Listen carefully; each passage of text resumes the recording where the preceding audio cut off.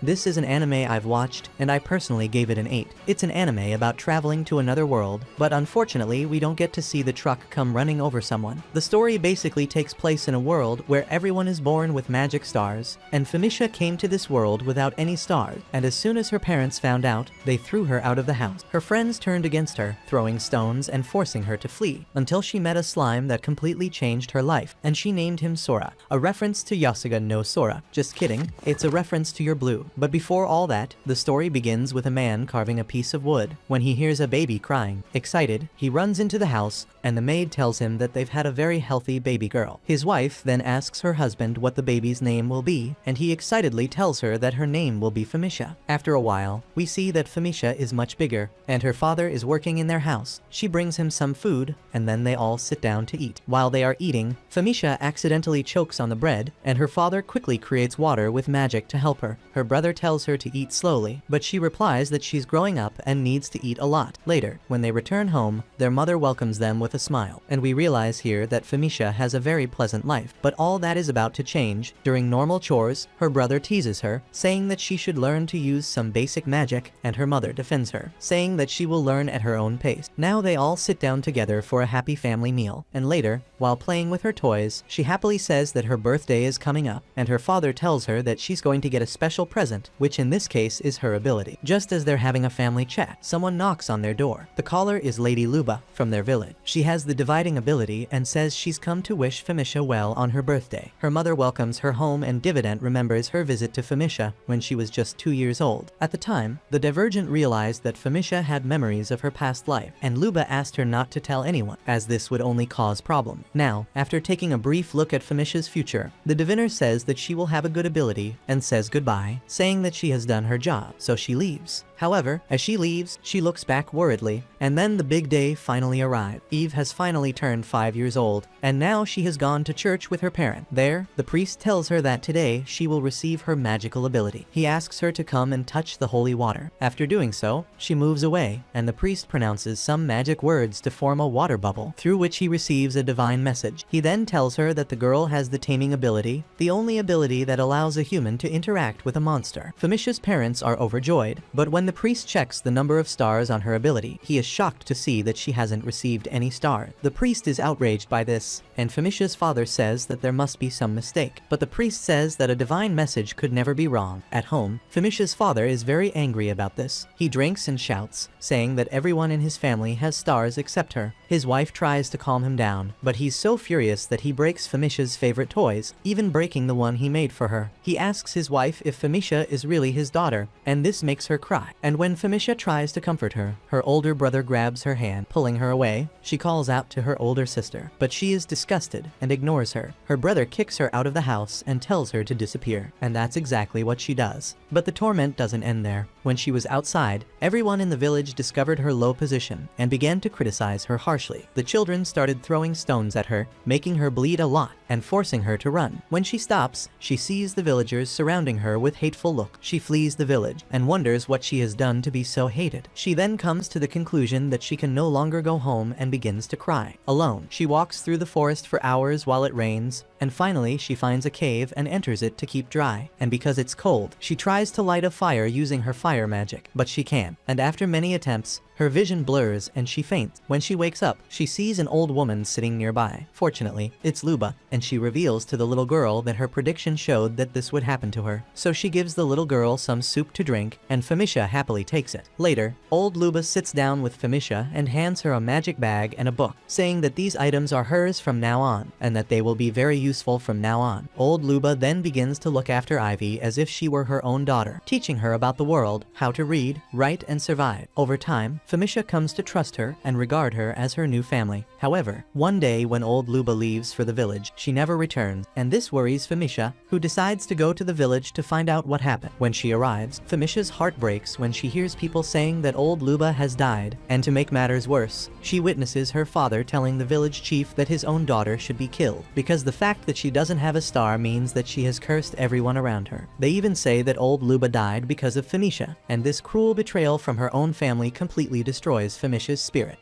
In her mind, she imagines her mother saying that it would have been better if she had never been born. Soon afterwards, the village chief gathers all the villagers together and encourages them to hunt down and kill the poor girl, saying that as long as Femisha is alive, they will all be cursed. Desperate, Femisha runs for her life, feeling completely betrayed by her own people. She runs non-stop until she reaches a safe place in the forest. To protect herself, she improvises alarms using pots and pans, ensuring that any approach is detected. She then takes out a magical bag that she has been hiding and puts all her cooking utensils inside. She also puts other important items in the bag, including some potion. Now, with everything ready, she prepares to face her new life full of challenges, telling herself that she is unwanted and rejected. The next day, while exploring the area, she finds a garbage dump and starts looking for useful items. During her search, she pulls out a bag and accidentally drops several weapons on the floor. Fortunately, none of them do. And as she looks inside the bag, her heart is filled with hope when she finds some clothes, a healing potion, and a map. As she continues to organize the objects in the bag, she hears voices approaching. Some men appear, and they order the slimes to clean up the garbage. And when she realizes that they are looking for her, Femisha runs away as fast as she can, and while she is hiding, her heart races when she hears that there is a reward for her capture, be it dead or alive. She realizes that she won't have any peace until she's well away from these people, so she runs away again and spends the night under a tree. The next morning, as she crosses a swampy area, a strong wind blows, making her almost lose her balance, until suddenly she feels something sticky on her leg. And as she looks down, she realizes that some slimes are sticking to her, and before she can react, more slimes appear and start attacking her. Femisha runs for her life, but the slimes continue to chase her. She runs as far as she can, but ends up slipping and rolling down the hill. In the middle of the fall, she grabs onto a tree branch, which unfortunately can't support her weight and breaks, sending her plummeting even further. She is injured on impact, but quickly picks up a healing potion and treats her wound. As she gets up, she sees a beautiful lake in front of her. The water is crystal clear and looks perfect for a swim. Without thinking twice, she takes off her clothes and dives into the icy water. The sensation for her turns out to be incredible. The cold water relaxes her body and mind, and after her bath, she sits by the lake and makes an important decision. The decision that she wants to live her life to the full. Now determined to survive, she decides to change her appearance. She takes a razor and cuts her hair short. She also decides to take on a masculine look. After all, traveling alone as a defensive girl can be very dangerous. Inside her bag, she finds some men's clothes and quickly puts them on. And now, with her new identity form, she decides to change her name to Eve, a name inspired by the plant that grows and adapts even under the worst condition. The next day, during her journey, Eve hears a noise coming from a green field. Curious, she approaches, and looking between the plants, she finds a very cute little slime hidden away. Interested, she opens her book to learn more about the creature, and the book informs her that this is an unnamed slime and that it is the weakest slime in existence. She then looks at the little slime and tells it that it is the weakest of its kind, just like her. And while she's thinking of a name for the slime, a strong wind blows, and the little slime ends up rolling across the floor. After some thought, Eve decides to call the slime Sora, and seeing how fragile it is, and that it can't even move on its own, she takes a look in the book and discovers that Sora is so weak that a simple touch can make it disappear. Worried, she wonders if picking him up could make him disappear. Then, very carefully, she turns Sora over and goes back to reading. The book then says that this type of slime has a shelf life of less than a day, and the book doesn't have much information about it either. Suddenly, a huge gust of wind blows Sora even further away. Eve, frightened, rushes to save him, preventing him from falling into the river just in time. She thinks about how she can protect this cute little creature, saying that even though his lifespan is only one day, she wants to stay by Sora's side until then. When night comes, she decides to stay awake to make sure he stays alive. She talks to Sora, telling him her whole story, and even saying that she has memories of her past life. She talks all night, and in the morning, when she wakes up, she realizes that she has fallen asleep. She looks for Sora and is upset to find that he's gone. Her face fills with tears, and she feels alone once again. But even so, she decides that she must keep walking and looks for her map to move on. But when she opens it, Sora pops out of the map. She feels happy and relieved that Sora survived, and that is more than proof that that book was wrong. She then looks back at the book and decides to learn how to put Sora to sleep. The book says that she needs to inject her mana into the creature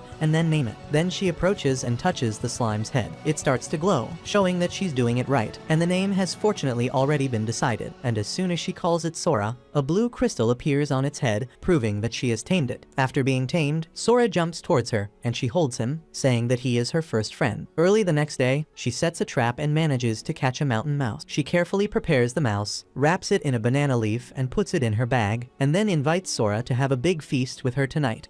She checks the map for the way to the royal capital, but it's not marking her there, so she decides to go to a nearby village first, in the hope of finding a better map there. Suddenly, a gust of wind blows Sora away, but Eve catches him just in time. Just then, she hears a strange noise. She quickly puts Sora in her bag and starts running. She climbs a tree branch and sees a horde of deadly ants approaching. When they pass, Eve feels relieved and takes Sora out. She is surprised to discover that Sora is a little bigger and heavier. Then she realizes that during her escape, she cut her face on a branch. She then puts Sora down and looks for a blue potion to treat his wound, and as the potions have expired, just one isn't enough. So she uses them all and looks for more, but can't find any. She tells Sora that she must have lost some along the way while running, so she continues her journey, and near the nearest town, she sees a poster of a wanted rat with a big bounty on its head. She tears down the poster, but then she sees more posters scattered around and proceeds to tear them all down along the way. When she arrives in the village, Eve notices that everyone is using magic, even for the simplest task. She keeps walking and sees a butcher's shop. The idea of selling a mountain rat crosses her mind, but the fear of being identified makes her want to leave. However, the owner notices her and stops her. He asks her what's wrong, why she's watching so much, and she says that she's there to sell her meat. And when he inspects her meat, he says that her meat is very fresh, revealing that he has an ability to feel the pain of 2 stars. She gives him all the meat she has caught, and he promises to give her 100 coins for every mountain mouse she brings in. After getting some money, Eve goes to the bakery, as she is feeling very hungry. A lady quickly comes out and asks what she wants to buy. Eve starts to choose the bread, and the lady tells her that each loaf is worth 20 coin. Eve then hands him the money and compliments the lady's bread, saying that it looks very delicious. The lady calls him a funny boy, and after receiving her bread, Eve quickly leaves. She sits in a tree with Sora, shares her bread with him, and starts to eat. But when she looks at Sora, she realizes that he doesn't want to eat this bread. The next day, they return to the forest to hunt mountain rat. At that moment, Eve spots a garbage dump, and there she finds more healing potions, and obviously most of them are expired, so she starts selecting the ones she can use. Sora stands there watching, and when Eve puts the blue potions aside, Sora quickly absorbs them. Then Eve gives him some garbage to dispose of, but Sora refuses. Then she gives him a blue potion, which Sora quickly absorbs. When she gives him a red potion, Sora refuses it, and Eve begins to discover Sora's eating pattern. Later, Eve goes to the butcher to sell her mountain mice. Then she buys other types of bread and has fun in the water. Later, she gives Sora a blue potion while she eats her bread, and the next day, while walking through the village, Eve spots some adventurers and realizes that they are the ones looking for her. She gets a bit scared, but they don't recognize her and ask what she has in her magic bag. She runs away quickly, and the adventurers laugh, calling her a scared little boy. While she runs, the butcher stops her and asks if she has caught any field mice. She says she hasn't caught any yet, but then she notices the wanted poster again, and it scares her to the point where she runs away quickly, promising to return later. She then arrives at the bakery, and the owner says she's made her favorite bread today, but Eve sees her wanted poster there too and runs off, ignoring even the free bread the bakery owner has offered her. Now we see Eve sitting on a tree branch, and she's crying a lot. She grabs Sora and asks him if he thinks there's anywhere she can live in peace. She hugs Sora, and night finally falls. Then, the next day, as they walk through the forest, Eve comes to the conclusion that she must leave this village soon, because those wanted posters are everywhere. At that moment, she looks ahead and sees 2 paths. She checks the map, wondering which way to go, and suddenly, Sora starts shaking, and Eve realizes that Sora is hungry. She answers him by saying that she's hungry too, and promises to find something while they're walking. Further on, she sees a river and decides to fill her flask with water. Nearby, she sees a tree full of fruit and tells little Sora that he should try something new. She then starts to approach the tree, but Sora seems scared for some reason, and Eve soon realizes why. That tree in front of her is a monster, which, when it sees her, spits out the humans it was swallowing. Frightened, Eve grabs Sora and runs for her life. When they reach safety, Eve realizes that her hand is badly injured. She feels dizzy and realizes that she has no potions left, as Sora has devoured them all. Sora then jumps on her arm and starts feeding on her blood. She looks at Sora and comes to the conclusion that since he's a monster, he might as well eat humans, and oddly enough, for her to die feeding Sora isn't such a bad thing. Eve then falls unconscious, and when she wakes up, the sky is completely dark, and she realizes that Sora wasn't accompanying her, but healing her wound. But in the end, she comes to the conclusion that even if she had died, or Sora had woken up, it wouldn't matter, because she's just an unwanted child. The next morning, Sora wakes up, jumping around her. Eve holds him and realizes that his wound has completely healed. She thanks Sora for saving her, and Sora makes some sounds this time, and Eve gets excited, saying that Sora has spoken for the first time. She happily holds him aloft, saying that all Sora can say is poop. She gets emotional again and tells the little slime that she has no one but him.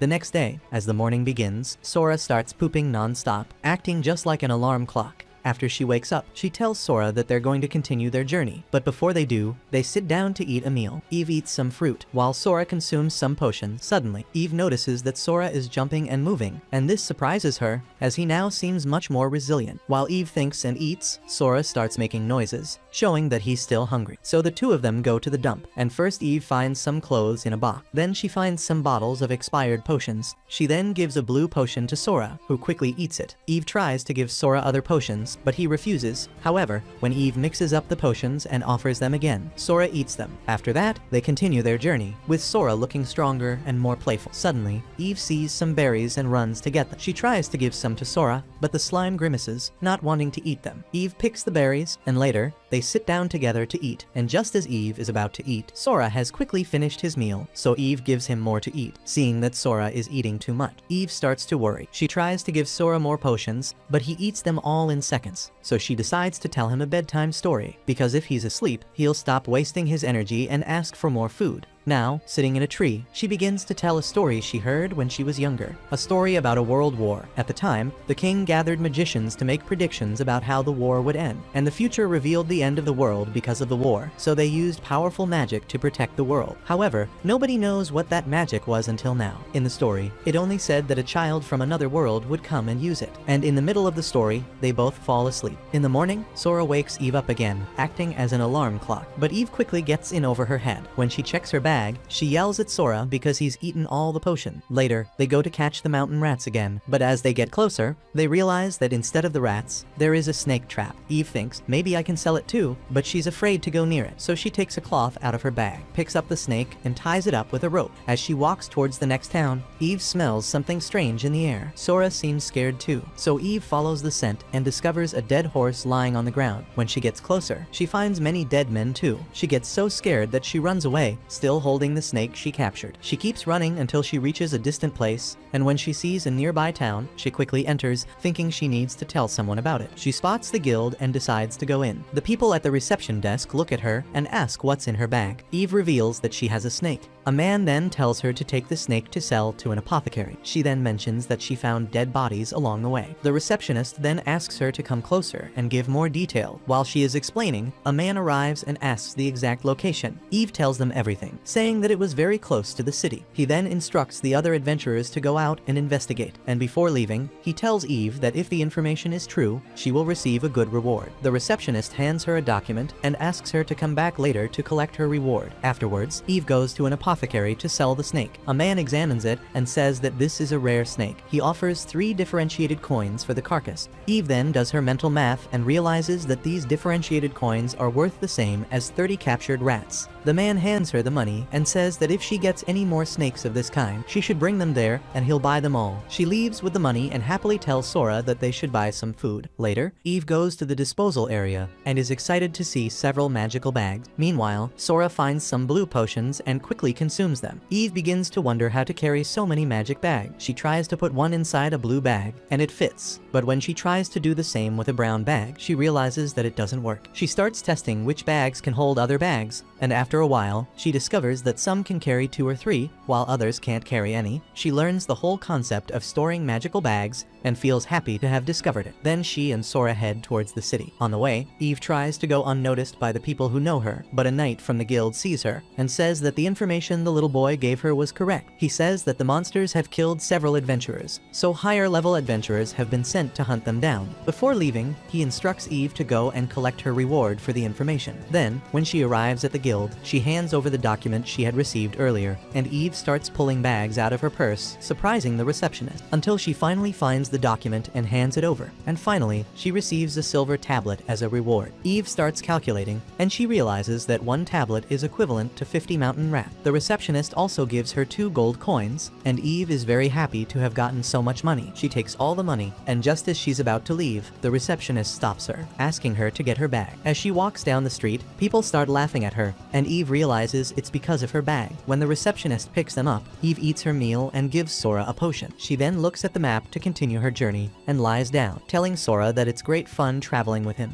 The next day, Eve is upset to see that her trap has been broken. She realizes that at this rate, she won't be able to make any money, so she checks her purse to see how much money she has left. Sora jumps out of nowhere and Eve runs after him. Then, on finding Sora, she realizes that Sora has discovered a magical monster that is completely injured. Eve looks in her book and realizes that this monster is going to die. She then makes a face at the monster, saying that he must be scared. She says she was scared too when she was about to die. Sora feels bad for the monster, so he jumps up and covers it, completely healing all its wounds over time. Eve is impressed by this, and she waits patiently until Sora has finished healing this monster. When his work is done, Sora jumps back into Eve's hand. However, at that moment, a huge monster rises up and approaches her. She is startled to think that the monster might attack, but instead the creature shows affection for her, as if thanking her for healing it. Eve then makes faces at the monster, saying that it's very cute, while Sora just says poop as usual. Afterwards, as they walk through the forest, Eve reflects to herself on the fact that she has yet another friend. She smiles and says that she should at least give her new friend a name, and after some thought, she decides to call her new friend Cell, which means cell in another language. She then introduces herself, saying that her name is Ivy, and says that her little slime is called Sora. And as they walk, Ivy senses the presence of people nearby, and tells Sora to get into the bag, while Cell just hides in the bushes. Later, Ivy arrives at the gate of the new town. She looks at the town guard, who looks scary. Just then, a man appears and passes by, asking him not to play tricks on anyone, and Sora for some reason reacts by getting scared of the man. As the man is about to enter, the guard stops him and asks what he has come to do in this town. The man replies that a friend of his lives there. The guard becomes suspicious and asks what this friend's name is, but the strange visitor doesn't know what name to say, so the guard pushes him against the wall and cuts open his bag. The contents of the bag quickly fall out, and in a small magic bag that the guard tears open, he finds alcohol inside. He then grabs the man and tells him that he is trying to sell alcohol illegally in this city. Just then, another guard arrives, asking him not to treat this criminal so violently, and then he takes him to the prison cell. Ivy, after observing the whole incident, asks Sora if he knew that this was a bad man, and Sora replies by talking poo. Now it's Ivy's turn to go through the gate, but she's too scared of the guard, but if she runs now, she'll look much more suspicious, so she walks hesitantly, and the guard stops her. When she turns around, the guard inspects her with his frightening eye, but just then, an insect lands on her shoulder. The guard asks her what's wrong, and she says there's an insect on her shoulder. The guard then chases the insect away and thanks her. Then, just as Ivy is about to move on, the guard asks her which village she belongs to. She replies truthfully, saying that she is from Ladome village. The guard then replies, saying that he has heard that things are difficult in that village. He then adds that now he's come to a good place. Things will get better. Having said that, he lets what he believes to be a small boy in, and as he enters, she is surprised by the size of the town. She runs into the butcher's shop and asks if the lady would buy the mountain rats she has caught. The lady says yes, but also asks Ivy to beware of the monsters in the forest. After selling what she has, Ivy asks the lady for some ready-made meat. After that, she walks away, wondering where she should stay. She then spots a large open space where the adventurers gather, but on seeing the scary guard, she hesitates, but still walks towards him. The guard asks her a few questions and tells her she can make herself at home in that area. He gives her a wooden pass to enter, and as she enters, she quickly opens a cloth and lies down. She looks around and notices that everyone else has a tent. She then tells Sora that if they had a stall too, she could let him out. So she decides to walk towards the market to buy a stall, and as she's deciding which one to buy, the guard from before comes up and scares her. She almost starts crying, and then the other guard scolds his friend, telling him not to scare children like that. And the guard who was manning the gate then introduces himself, saying that his name is Ogudo. She introduces herself as Ivy, so Ogudo asks her to let him help her buy her stall. Ivy is a little hesitant, but the guard called Verivera informs her that Ogudo is not a bad guy. Together, they enter an old man's store, and Ogudo tells the old man to give the boy something good and cheap. While the old man is looking for a tent, Ivy asks how much tents cost in general. She wonders if 1 silver tablet would be enough, so she tells him that her budget is 5 ladles. The old man, on discovering that she intends to spend 5 shells, quickly asks her where she got the money. She then explains that she received a reward for informing the victims of a monster attack. The old man then hands her a tent, saying that this is the best he can sell her for 5 kanchan. She accepts and is satisfied with the deal, and after she pays for the tent, the old man suggests that she put some kind of mark on it. So she writes Sora's name in Japanese on it, and as a gift, the old man gives her a free magic bag. Then, outside, she thanks the guards for their help, and they say see you later. Ivy, hoping to see her around town again. Now, without the guards at her side, she sets up her tent. She starts to set it up, and when everything is finally ready, she is very happy to have a place to call her own. She enters, closes the curtain, and takes Sora out of her bag. Sora gets excited when he sees the tent and starts jumping.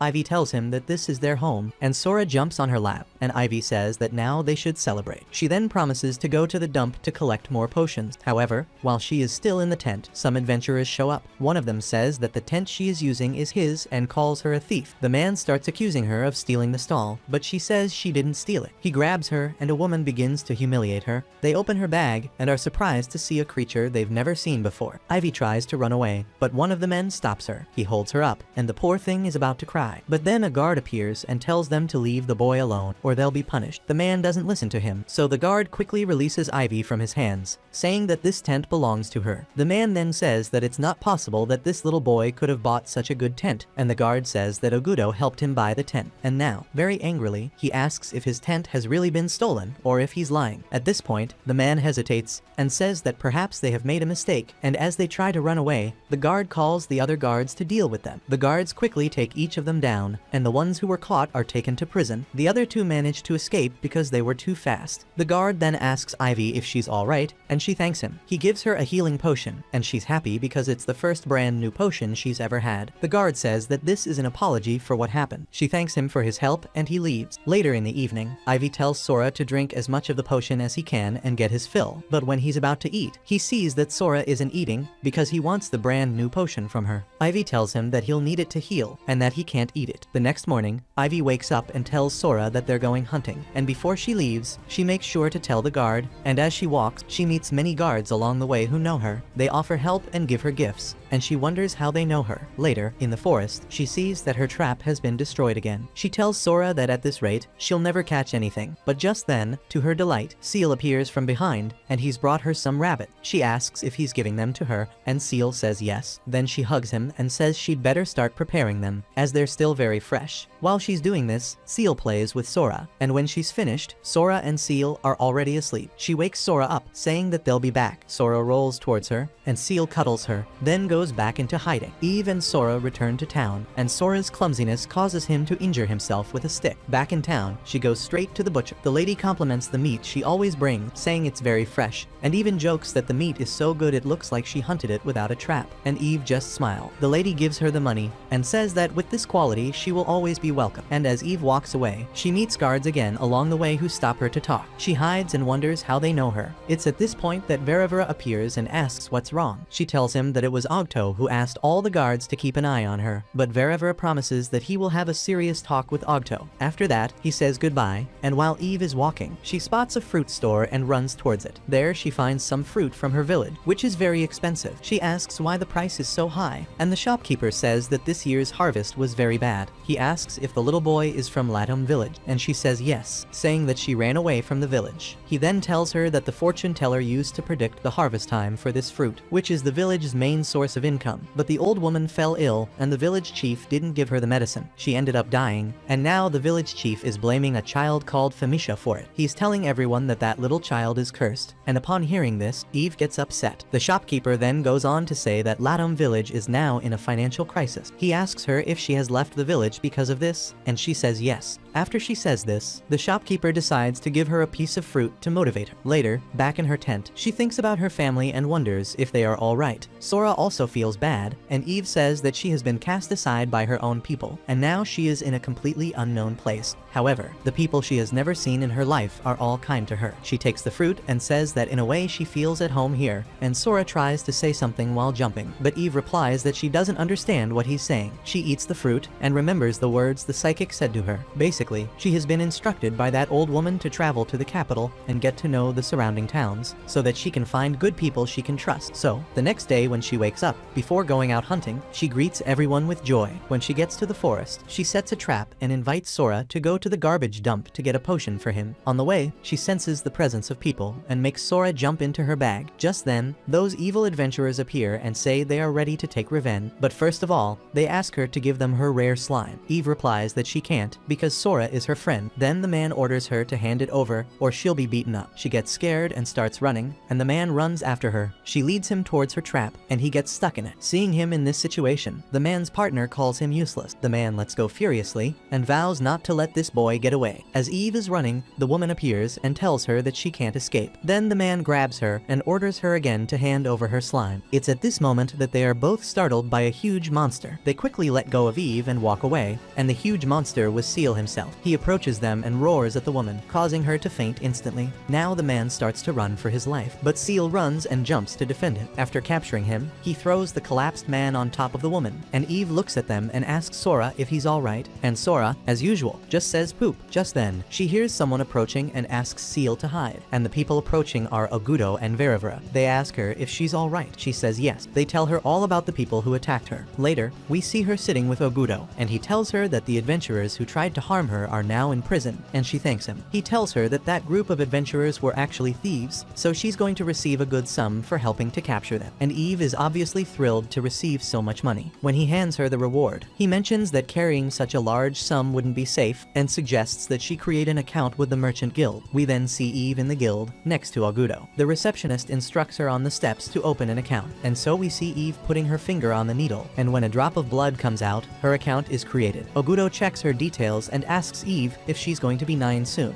and she says yes. After that, she goes into a room and puts the coins on a tray. Then a man appears. She hands him the coins, and he congratulates her on opening her own account, and gives her an item that she should use whenever she needs to redeem some money from her account. And as she leaves, she looks at the item, and Ogudo says that now they're leaving. But just then, Velivera appears and yells at him for leaving his post unannounced. Then, as they walk, Ogudo says he'll take care of this boy, and Eve wonders why they're being so kind to her, and Velivera asks if there's something wrong with that, and Eve says no, and that she's just hungry. Then Ogudo takes her hand and walks towards a store. He calls out to a woman, and she asks him if this is his lost daughter, and he replies that maybe it is. They sit down together, and he makes a huge request for him and Eve to eat. He then looks at Eve, so he wants to see her with a full belly. Eve replies that she can't eat that much, and Velivera scolds his friend, saying that he should at least realize the obvious. However, Ogudo insists that the little boy eat because a man must eat enough to grow strong. Then, when everything is served and Eve finally eats, she realizes how delicious this food is. Then the woman says that her cooking skills are 4-star, at which point Velivera asks what kind of skills Eve has. In response, she says that she has the skill of a tamer, and when they ask about her star rating, she hesitates and looks very sad, and realizing her discomfort, Ogudo gives her a pat, saying that people with many stars are not always useful, and Velivera adds, saying that there are people with only 1 star who do a commendable job, so no matter how many stars a person has, they can very well live a dignified life. They assume that the little boy only has 1 star, and after that, they say goodbye to Eve, and she thinks to herself about the fact that she doesn't have any stars. The next morning, Eve tells them that she will continue her journey towards the royal capital, and Ogudo tells her that just mentioning her name there will help her. She bids them farewell, and Ogudo asks her to come back one day, saying he'll be waiting for her visit. When she finally leaves the city, Velivera tells Ogudo that he has investigated Eve and easily discovered that she is a girl, and that she is hiding her identity for some reason. Ogudo asks why, and Velivera says that maybe one day that little girl will tell them everything, but warns him that her secret is something she hasn't even trusted them with. In the next scene, we see Sora running through the forest, while Eve asks him to walk a little slower so that she can follow him. When they finally stop, Eve drinks some water. She then looks at Sora and says that he is full of energy. It's at this moment that she realizes that Sora has changed after eating Seal's wound, but out of nowhere, her attention is drawn to something coming from the forest. The noise gets closer, and she gets totally freaked out, but Sora smiles and shrugs it off. Eve looks at him and realizes that it's Seal who has appeared. She jumps up to hug him, and Sora is happy to see him too. Later in the evening, by the campfire, Eve eats the meat and shouts that it's delicious. She then thanks Seal for managing to catch a lot of rabbit. She then looks at Sora and says that he eats a lot too, and Sora eats all her potion. The next morning, when she goes to check the traps she has set, they are all empty. She gets very upset and comments that she's being chased by a wave of bad luck. At least she still has some leftover meat, so she can use it for breakfast. Just then, she sees something strange approaching her. She picks up Sora and starts running away, and as she runs, she wonders what kind of presence this is, because the presence is making her very disgusted, and the presence continues to chase her. She then reaches the edge of a cliff, where she sees that there is no way out. She looks back and realizes that the thing looks like a human, not a monster, but she is still very scared. She then looks down and sees Seal, who gives a very powerful roar, and thanks to Seal's roar, the thing disappears, and she wonders what it was. After that, she goes on her way riding Seal, and she comments on how comfortable it is with Sora, and thanks Seal for his help. She then starts thinking again about that unpleasant presence, and suddenly, Seal starts getting aggressive. Eve asks what's wrong, and then she sees an ogre coming towards them. Seal grabs them with his tail and pulls them back, until the ogre gets closer, and Seal is ready to attack him. Eve tells Sora to jump into the bag, and Seal lunges at the attacking ogre. He bites him, and they both fall into the water. Eve gets very worried about Seal, and when she looks up, she notices more ogres approaching. She starts running as they chase her. She keeps running and reaches a place where she sees lots of scarecrows hanging, and the area looks very scary. But then she hears an ogre approaching, and she runs for her life. She tries to run as fast as she can, and accidentally steps into a trap. A log comes down, and the trap lifts her up, hanging her from a tree. She doesn't understand what's happening, and when an ogre below jumps out to attack her, a light appears, and a huge fireball destroys the ogre. A man then appears using his flames and burning another ogre. He introduces himself as Latrua and says that this is his firestorm attack. He eventually realizes that he has a child caught in his trap, and she is surrounded by his flame. He runs towards the child and wonders why there is a child in this trap. Just then, an archer appears and fires an arrow to break the trap. And when Ivy falls, Latrua runs to catch her. He's safe and says he managed to catch her just in time. But before they could relax, an ogre appeared to attack them. Latrua takes Ivy away just in time and is saved by giant slimes. It was a beautiful woman who saved them, and Latrua thanks Mira for her help. She calls her slimes back and tells them that the others are fighting the ogres. They rush to help in the battle, defeating the ogres with their swords, and when it's all over, they ask Latrua if he's alright, and he replies, "Yes, we're fine." But then an ogre appears from behind to attack. However, the archer's arrows pierce his body, and he falls, totally defeated. The archer's name is Sifar, who says that all the ogres have finally been eliminated. Ivy watches them curiously, after which they explain to her that they are the suppression squad sent to eliminate these monsters. It's at this point that she realizes that the trap was set to trap an ogre, and one of them asks her if she's hurt, but she replies that she's fine. Then the leader of the group, who has a very complicated name, so I'll just call him Say, introduces himself, and the others also say their name. Hearing this, Ivy also shares her name, and thanks them for saving her. They continue their journey,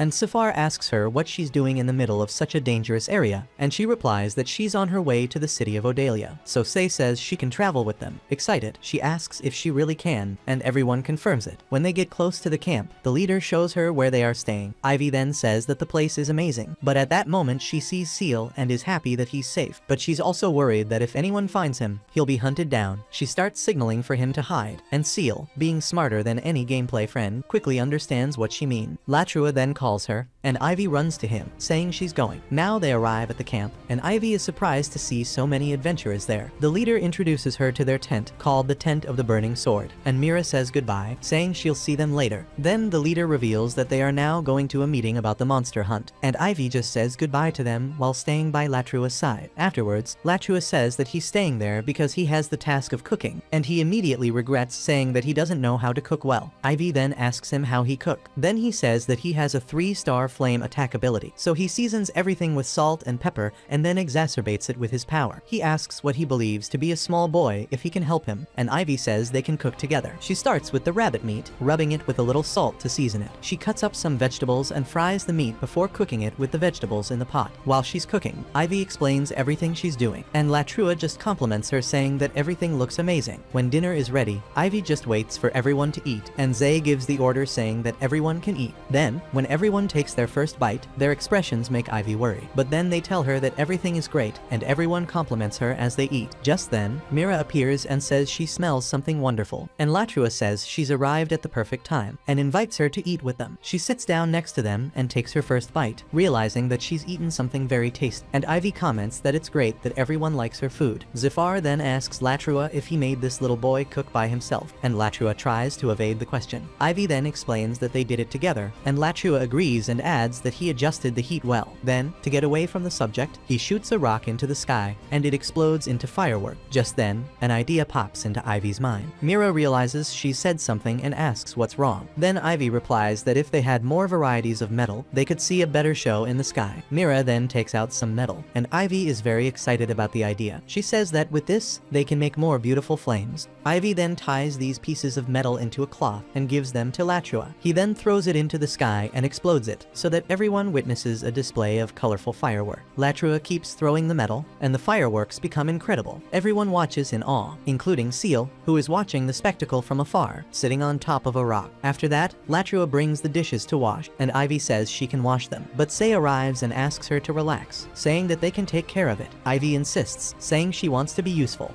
so Say only allows it, on the condition that everyone helps, and she agrees. And after she agrees, Latrua jokes that he's very cute and hugs him. Fortunately, his fellow adventurers beat him up afterward. Later, before bed, Ivy gives Sora potions to eat, and Sora feeds on. She brushes her hair and tells Sora that these people are very good. Meanwhile, everyone is talking about Ivy. They notice that this very small child is traveling alone, and to make matters worse, her body seems very fragile. Say then comments, and realizes that Ivy is afraid of being left if she isn't useful, and Latrua just listens in silence. The next day, Ivy finds a box full of old potions, and when she's choosing some for Sora, she sees some slime. Mira appears to say hello, and orders her slimes to throw out the trash. Ivy then asks if she has any knowledge of slimes that disintegrate in just one day, and Mira replies that this is a rare type of slime, and if someone catches one alive they can sell it for a good sum. Just then, Ivy senses a strange presence again, and Mira asks what's wrong, but before Ivy can answer, other people appear with boxes full of garbage and place them nearby. Latrua says they've finished cleaning up, so they should continue their journey. Ivy is excited about the trip to the city of Odolo, but before they leave, they enjoy their last day of travel with beers. Ivy grills some meat for the group and serves it to them. When everyone starts eating, she also brings a meat soup, and Say advises that this soup really heats up the body. And when Latrua drinks it, he ends up burning his tongue, even though he's a fire magic user. Ivy is suddenly worried about Seal, who is still hiding on the mountain. Just then, Mira appears and tells them to meet her brother. As they talk, Ivy is surprised to realize that the two brothers are very similar. Ivy introduces herself to them, and Latrua says that their group is called Vendevil Verd, a very horrible name, and Mira's twin brothers approach her, saying that she seems to be a very intelligent child, and Ivy smiles. Just then, some boys approach, and Thoth says they should leave. Quickly, the Vendevil Verd group leaves, and Ivy waves to them, while Mira says goodbye. Then Latrua says that Mira and her brothers don't get on well with the other group that's coming. After that, during the night, inside her tent, Ivy takes a potion and gives it to Sora, and as she watches him eat, she feels a strange presence. She asks Sora to jump into the bag and hugs him. She closes her eyes, so that the presence of nothingness disappears, and someone calls out to her. The person who appears to call her is Latrua himself, who asks her to help him prepare breakfast and then leave. When he leaves, she wonders if it was Latrua who caused this presence, and Sora says no. Ivy then starts speaking a list of names to Sora, and he reacts strangely when he hears Mira's name. The next day, they finally arrive in the new town, and the guard asks Ivy for some personal information. He then asks her if she has anything to verify her identity. She then takes out her account stone, and the stone glows, confirming her identity. She then fills in the form, and the guard gives her a permit to enter and leave. Inside, the city is full of people, and Ivy is surprised to see such a big city. Latrua tells her to find a place to sleep first, and so Ivy ends up in another field, where adventurous travelers are setting up their tents, and so night falls, and during dinner, the leader says that this town is dangerous, and Balorda comments that it is, because children are being kidnapped and sold. The leader is annoyed that he can't do anything, as they still haven't managed to find any information about the kidnappers. Balorda then says that Ivy is a child too, and that they must protect her, and Ivy tells them that she was almost attacked. She says that something chased her. They then quickly open some kind of special equipment, which covers them with a veil to prevent anyone from hearing them. Then she tells them that a repugnant presence haunted her, and that a monster made this presence disappear. She felt the same presence outside the tent that day, and they begin to discuss who could be responsible. Cypher asks Ivy who she thinks it might have been, and she replies that she suspects the sites. The leader asks her if she's sure about this, but she, afraid to reveal that it was her slime who told her this, decides to back down from her statement and asks everyone to forget what she said. Later, she tells Sora that she can't tell them about him, but then she remembers the counsel of the old woman about trusting allies when the time comes. Then, the next morning, she leaves the tent. The adventurers create the veil again, and Latrua says that just as she said, the targeting has a dark side, because they chased her during the night, and discovered that her brothers were secretly talking to a merchant. When the shopkeeper left, he investigated, but they said they were just talking, and that it was no big deal. However, why did they use that veil to muffle the sound? Everyone then begins to make guesses about the secret things Mira and her brothers might be doing. Eve listens attentively, and the leader thanks her for alerting them to Mira's suspicious behavior. Latrua thanks Eve, and she is thrilled to discover that they really believed what she said. She gets emotional while thinking that she's nothing. However, they still trust her. Latrua asks if she's alright. She then says she has to tell him something. She runs into her tent, opens her bag, and asks Sora to come out. She She tells them that Sora told her about Mira, and they are all surprised to learn that Sora can sense people more. One of them comments that this is amazing, and Eve holds Sora and says that he's her best friend. The man called Hickbert approaches Sora and starts to spoil him, saying that he's adorable, and everyone has only heard of transparent slimes in stories. Meanwhile, Sora isn't enjoying Hickbert's pampering, so he lets loose and attacks him. And now, as Sora sighs on Eve's lap, feeling relieved, Eve watches him, and Latrua has the incredible idea of checking if slime really can see through lies. Hickbert says it's Latrua, and Sora shivers as he realizes it's a lie. A man says that his friend secretly drank Sefar's alcohol. Hearing this, Sefar is furious, and Sora confirms that it's true,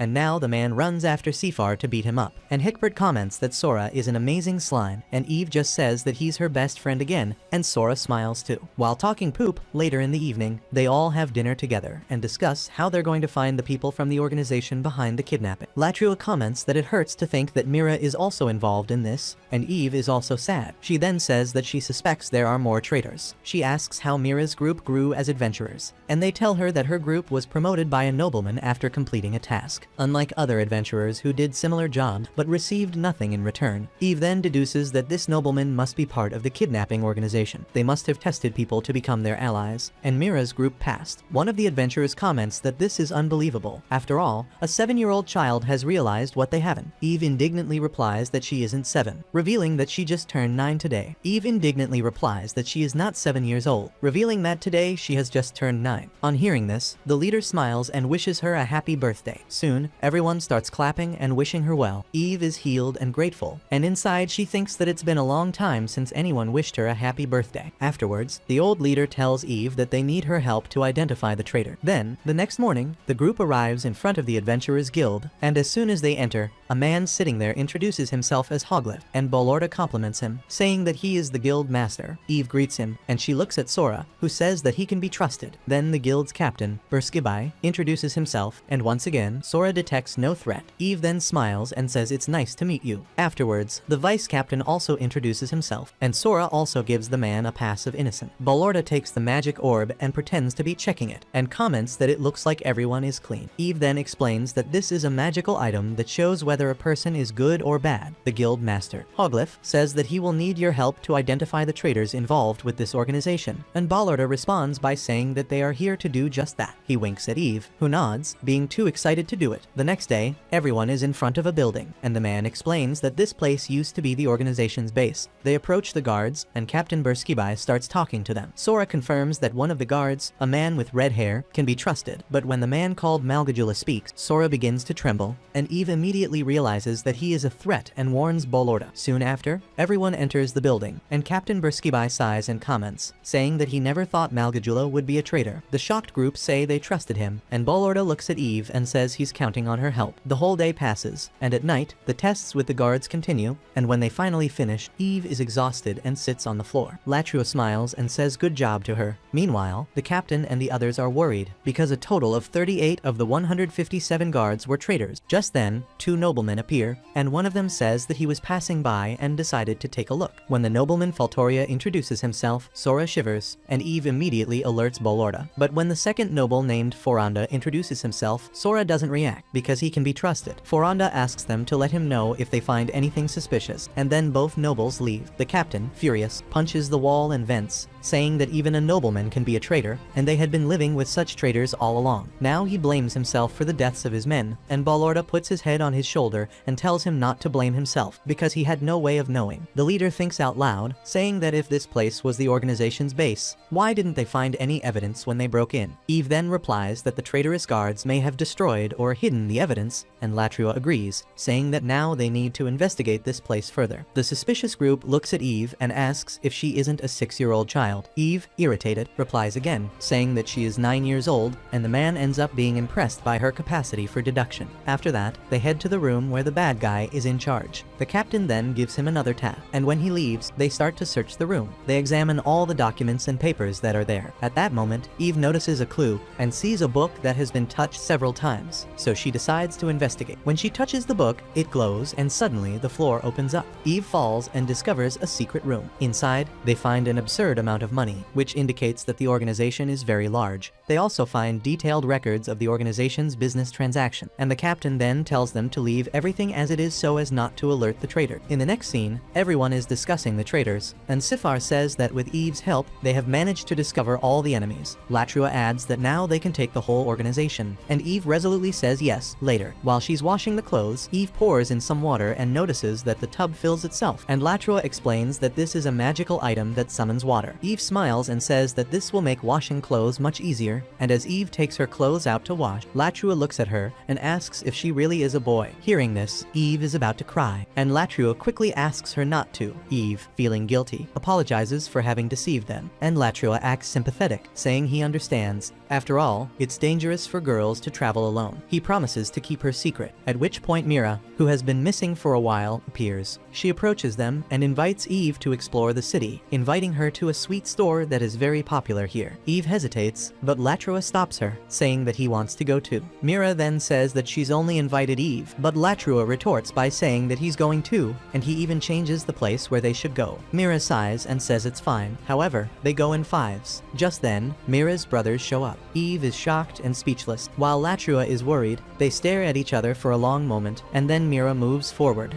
and Latrua also moves towards her. They stop, face to face, and Eve wonders what will happen next, but they both move their hands forward and say rock, paper, and scissors. Latrua makes the rock sign, while Mira makes the scissors sign. Latrua wins and celebrates, saying that they're going to the place he loves, not the filthy place Mira wants to take them. Soon after, we see them entering the store called Flow Flow. The waiter serves Eve sweets, and the next moment everyone is amazed to see the two twins eating quickly and asking for more. Latrua jokes that they should take the time to enjoy the sweets more. He takes a small bite and says that this is true happiness. Mira then asks if Eve is enjoying it, and Eve just smiles and looks at Sora, who is totally creeped out by fear, obviously warning Eve that these people are very dangerous. Suddenly, Latrua says that if they pick on Eve, he won't have any mercy on them. Eve watches in silence, and in response, one of the twins says that they can't fight someone who has 3 stars of pure attack. The other replies that he only has a 2-star defense skill, and Mira interrupts them, saying that no one is going to fight, and that everyone should be more civilized. It's at this point that her brother starts mocking her, saying that she can only tame slimes to clean up garbage. Mira feels insecure and gets upset, but Eve defends her, saying that she thinks Mira is amazing, because taking care of the garbage is an incredibly important job for keeping a clean environment. Mira smiles and thanks her, but her brother retorts, saying that money-making skills are better than taming. Mira looks stressed and lost in thought, while Eve wonders what's going on. After that, they leave, and as they walk, Eve comments to Latrua that Sora said none of them were good people, but Latrua asks if the sweets they ate were good, and Eve says they were delicious. Latrua then says that he chose that store because the people there know him, and that was a real safe place. Eve then understands, and says that's why he wanted to go to Flow Flow, and Latrua confirms it, saying he wanted to avoid the place they suggested. And now, while looking at Sora, Eve sighs as she says that it's sad that those people are all bad, and Latrua reflects, saying that when he was little, children could run around freely in the city, and when they got up to mischief, they obviously got beaten up. Next we see a little boy trying to walk around to catch a butterfly, but his mother appears and stops him, and then Latrua says that now the city has become unsafe because of the kidnappings, and the adults fear that their children will be taken away. Later in the evening, Latrua tells everyone that Mira's group did something very suspicious. They looked like they wanted to kidnap Eve, so Eve says that they came to invite her for a snack. Zephyr now asks if they really want to sell Eve, and the leader then asks why they would risk so much to try to kidnap Eve. Everyone agrees that people would be too suspicious, and then a click comes to Eve's mind. She says that Mira's group is just a decoy, so there won't be any problems for the organization if they are exposed as traitors. Eve basically believes that Mira and the others are just sacrificial pawns. Latrua then asks what they should do, and Eve says she has a plan and tells everyone everything. The leader really likes her plan and says that now is the perfect chance to catch all the traitors. The next day we see all the adventurers gathered outside the guild. The guild master addresses them and says that he has called them here to ask a favor. He introduces Eve and says that as everyone knows, kidnapping cases are on the rise in the city, so he wants everyone to protect Eve. However, this child needs to meet all of of them, so he asks them all to introduce themselves one by one. Meanwhile, Mira signs for Eve, who signs back. Then the first man walks towards Eve, and Eve already notices that the serum is shaking. He greets Eve, who says nice to meet you, and Eve is shocked to see that the serum is shaking even harder. Then she says this to Bolorda, who replies, what? Already? On the other side, Captain Berskisby seems to be deep in thought. Then his vice captain asks him what he's thinking, and he says he's just imagining things. He then reveals his thoughts, saying that this child, Ivy, is something special because thanks to her, they are managing to find the traitors. Just then, she hears someone calling her name, which turns out to be Cypher and his team. Cypher asks for a special unit to be assembled, as a lair of monsters has been discovered in a cave in the forest. The captain quickly understands and tells a group to select the members for the special unit. And now we see the store where everyone is sitting, and Ivy asks what Danzu is, and Latrua says it's dangerous, while Mira says it's the tastiest candy here, and that Ivy needs to try it. Mira then asks everyone for Danzu, and the shopkeeper promises to take him. And yes, Ivy's plan was to play bait to capture all the bandits, and the place Mira wanted so much to visit is one that makes Sora tremble too much. And when she sees Sora like that, she grabs Latrua, signaling that the place is dangerous, and even the waiter is a bad person. Now everyone is talking to each other, and Latrua says he needs Mira and her brothers' help to carry out a secret mission. The owner is listening in as he prepares the sweets, and Latrua continues, saying that a large guard unit is being sent to fight the ogres, leaving the city vulnerable to attack. The twins agree to help secure the town, while the owner of the sweet store mixes something dangerous in 2 bowls, and after doing so, he carefully serves the sweets to everyone. And looking at the sweets, Latrua signals Eve not to eat them. Now, while they're talking, the owner rushes off to inform the organization to attack the city, as the place will be basically defenseless. Meanwhile, Latrua asks those who are supposed to be his friends why they are helping the organization. Mira asks what he's talking about, but Latrua asks them to eat the poison sweet. If they eat these sweets, they will prove to them that they are not traitors. And when Latrua says again that he knows they are traitors, the 2 twins get up to fight him. Marmee picks up his daggers, and Tort picks up his sword to fight, and after kicking the table, Marmee steps forward to attack, but Latrua dodges. They start fighting, and Latrua punches him, causing him to crash into the wall. Now Tort launches an attack, and Latrua stops him, telling him to give up. Meanwhile, Eve is just scared, and the fight continues. Out of nowhere, Tort tries to attack Latrua from behind, but Eve warns him. Latrua then summons his flames, but Marmee uses his water magic to nullify the attack. Now the 2 prepare to attack again, and Latrua picks up his sword. However, when the brothers were about to attack together, Mira uses her slimes to stop them both. And while they are dealing with the slimes, Latrua has the chance to attack and pass out the 2 brothers. After he does this, Mira says she's sorry for the betrayal, but Eve thanks her for stopping the twin. Just then, a friend of Latrua's shows up asking what's going on, and Latrua asks for his help. Now, back at the palace, the guards are on duty, and suddenly the organization's people arrive to attack, and the guards engage in combat with them. Meanwhile, some of them go up to a traitorous guard, they signal to each other, and then he takes them inside and tells them to go to that room. Now the noble traitor also heads for this room, and as he enters, he tells everyone that they've done a great job, and he walks over to push the book, and so the secret room is revealed, and out of nowhere a sleep bomb activates. He is shocked by this, and at that moment, several sleep bombs begin to explode. The gas begins to spread everywhere, and the members of the organization can't breathe and end up unconscious. At the back of the room, another bomb explodes. They try to run, but end up fainting. On the other hand, the captain is dealing with a special unit to capture the ogres, and the vice captain says that the traitors are right behind them, and that they are ready to attack them, because if they defeat the strongest, only the weakest will be left. The captain then says that they are all fools, and then he hands a device to his vice captain, who asks worriedly if he can use it at will, and the captain says that he should do whatever he wants. Then, when the traitors are ready to unsheathe their swords, and some even prepare to fire arrows, the captain and his deputy quickly react by dropping a net on them all. The net has the power to nullify everyone's magic using shock power, and now that several traitors have been caught, the 2 are preparing to capture those who haven't yet been caught. Meanwhile, the guild leader, Roglith, is also starting to fight against the traitorous adventurers. His friends also join the fight and begin to defeat them. One man tries to use a knife, but receives a powerful kick. The Cypher defeats an enemy with a staff, but a man attacks the bucket, and it knocks him down with ease. Guild leader Roglith shouts for them to capture all the traitors he points out, and the bollard shoots one of the enemies in the head. They are all happy, as finally they can no longer be fooled, and the group electrocutes them again to make sure they are all neutralized. After that, everyone gathers in a private place, and the captain says that they have captured captured all the traitors. The Balorda can finally say that the city is safe, and the traitor nobleman is furious as he is taken to prison. But the Foranda nobleman says that no one else will save him now. However, now they have a problem to deal with. The townspeople are angry with the traitors, but this is easily resolved by the captain, who runs towards the crowd and says that all the traitors will be punished. The people want to kill them right now, but the captain says that if they die here, they will be free. He promises the entire population that he will make sure that everyone receives a severe punishment for what they have done. His aim is to make everyone become slaves and work in a place that is a living hell. Upon hearing this, Evie comments that the captain is an incredible man, because by doing this, he has prevented normal people from becoming criminals. And in the next scene, we see the captain and the A group talking to Evie. The captain hands her a list of traitors involved with the organization, and obviously for having helped capture so many traitors, Evie is going to receive a gigantic reward, because as well as having captured traitors, they have discovered several murderers and very dangerous criminals involved in all of this. Evie thinks about calculating the whole sum, but she gives up and just picks up the pen to sign the papers. The next morning, Evie checks her trap, and she's disappointed not to have caught a single rat. Just then, Seal appears and Evie is happy to see him. She hugs him, and he goes into the bushes. The next moment, mice and rabbits are caught in Evie's trap. She then smiles and thanks Seal for doing this for her. Later, in the meat store, the shopkeeper thanks Evie for always bringing in fresh meat.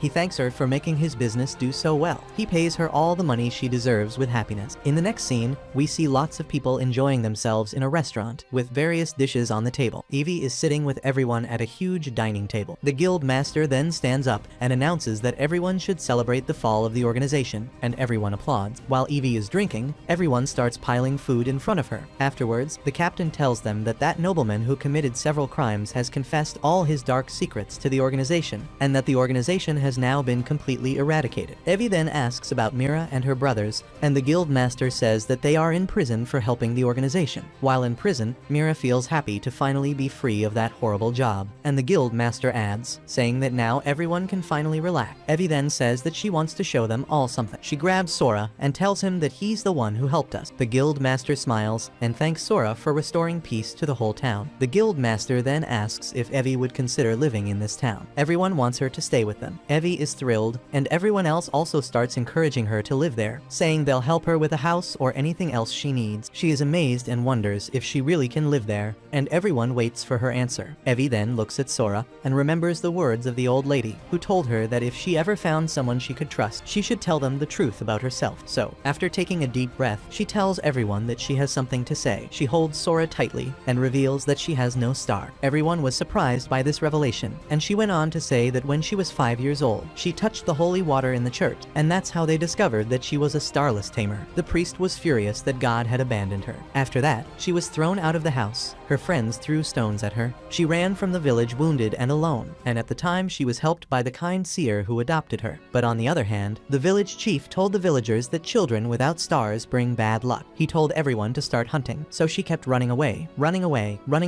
until she got here. There I saw the low head, holding Sora tightly, while everyone watched in silence. And Latrua finally speaks up, saying that he has seen that she has incredible strength. Another adventurer adds to her, saying that she is very strong, and they also say that they don't care that she doesn't have any stars, and that everyone will always support her. Tears start streaming down Eve's face, and the guild master promises that everyone will keep her secret. And after wiping away her tears, Eve smiles and declares that she can now continue her journey, while holding Sora tightly. Eve says that until now she had been running for her life, but then she met Captain Ogudo, and he helped her without asking any question. And just like that, they all helped her, the complete opposite of the people in her village or her family. Now she understands what the seer meant, so she wants to meet many more people like them, and perhaps by traveling she can learn more about this world. They say that now Eve will be traveling to find something new. She says yes, and meanwhile one of them pampers Sora, saying how much he'll miss her. In the end, in honor of Eve's departure, everyone decides to drink a lot. That night they all share some happy moments, and Eve can feel a good warm moment full of happiness. The next morning everyone gathers to say goodbye to Eve, and she says she's ready to go. Latrua asks if she's forgetting anything, but she's already carrying more than enough. Eve retorts by thanking her for the magic bags, saying that it's very easy to carry her luggage with them. Everyone wishes her luck on her journey, and the captain tells Eve that he has done some research on Sora. He says that Sora is a weak slime, and he can only be tamed by her because she has no star, otherwise her mana would be denser, and when she tried to inject her mana into him, Sora would have been completely destroyed. At that moment something speaks in her mind, so she opens opens her bag and comes to the conclusion that she only came to this world to meet Sora,